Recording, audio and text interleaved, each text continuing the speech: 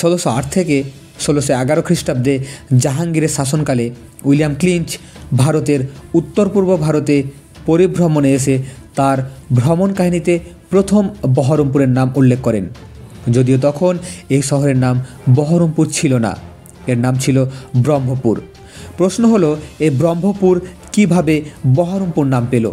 কেনই বা 1947 সালের 15ই আগস্ট বহরমপুর ব্যারাক স্কোয়ারে পাকিস্তানের জাতীয় পতাকা উড়েছিল? এই সমস্ত প্রশ্নের উত্তর পেতে হলে ভিডিওটি শেষ পর্যন্ত দেখার অনুরোধ রইল। 1704 সালে বাংলা, বিহার এবং উড়িষ্যার রাজধানী মুর্শিদাবাদের পত্তনের সময় বহরমপুর ছিল 9 কিলোমিটার দক্ষিণের একটি গ্রাম, যার নাম সাতপুকুরিয়া ব্রহ্মপুর। গ্রামে প্রায় 700 ব্রাহ্মণ পরিবার বাস করতেন, তাই এই গ্রামের নাম হয়েছিল ব্রহ্মপুর।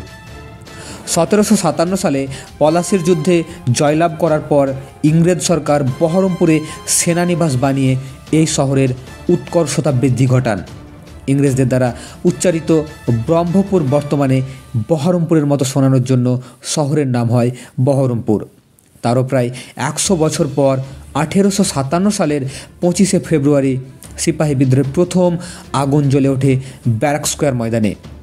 ইংরেজদের উচ্চারণে ব্রহ্মপুর হয়ে যায় বহরমপুর। র্যাডক্লিফের মানচিত্রে মুর্শিদাবাদ কিন্তু ভারতের ভাগে ছিল না। 1947-এর 15ই আগস্ট ভাগ বাটোয়ারায় মুর্শিদাবাদ পড়ল পূর্ব পাকিস্তানে, আর অধুনা বাংলাদেশের খুলনা পড়ল এপারের ভাগে। 15ই আগস্ট সকালে বহরমপুরের ব্যারাক স্কোয়ার মাঠে উত্তোলিত হলো পাকিস্তানের জাতীয় পতাকা। পতাকা তুলেছিলেন মুর্শিদাবাদের তৎকালীন ICS অফিসার IR খান। কিন্তু পরিস্থিতি যথেষ্ট অস্থির।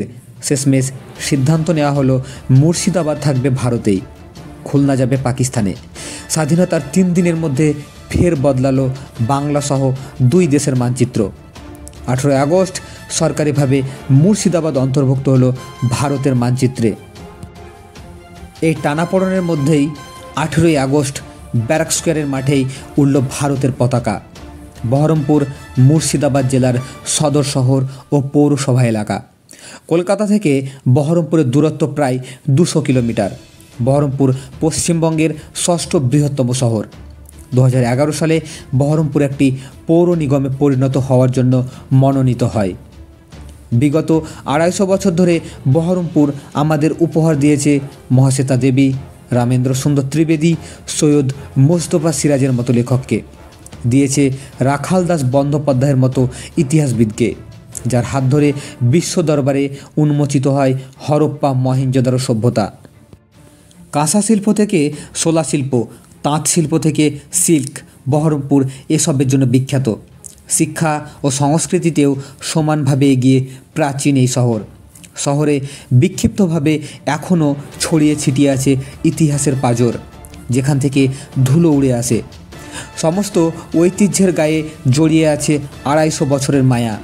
সাতপুকুরিয়া ব্রহ্মপুর কিংবা বহরমপুর শহর এভাবেই কথা বলে। আজকের ভিডিও এই পর্যন্ত। তথ্যগুলো আপনাদের কেমন লাগলো তা অবশ্যই কমেন্ট করে জানাবেন। তথ্যগুলো ভালো লাগলে ইতিহাস দর্পণ চ্যানেলটি সাবস্ক্রাইব ও শেয়ার করতে ভুলবেন না। তথ্যের মধ্যে কোনো ভুল থাকলে ক্ষমা করবেন। সেই সঙ্গে আমাদের ইতিহাস দর্পণ ফেসবুক পেজটি ফলো করতে ভুলবেন না। ডেসক্রিপশানে তার লিংক দেওয়া আছে। সকলে ভালো থাকবেন, সুস্থ থাকবেন।